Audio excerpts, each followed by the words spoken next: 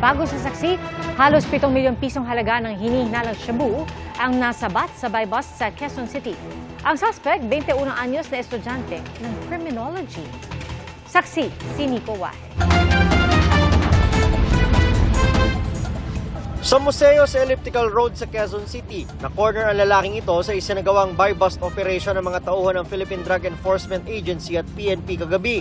Bitbit niya ang isang paper bag na ang laman umano ay 1 kilo ng hinihinalang shabu na may street value ng 6.8 million pesos. Ang suspect, 21 anyos na criminology student. Depensa niya, inutusan lang siya ng isang kakilala. Ang utos po sa akin, dalhin ko yung parcel na yun dun sa pinsan niya. Tapos may kukunin akong pera. Babayaran niya yung parcel na yun. Hindi raw niya alam na illegal na droga ang laman ng paper bag.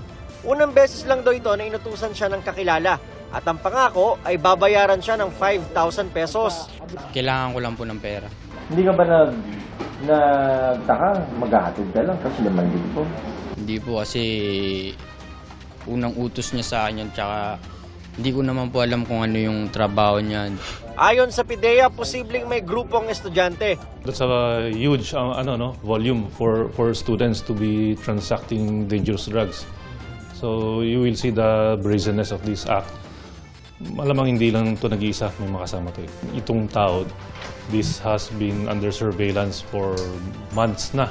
Patuloy na nagsasagawa ng follow-up operation ng mga otoridad para mahanap ang mga kasama ng nahuling suspect. Para sa GMA Integrated News, Nico Wahe, ang inyong saksi.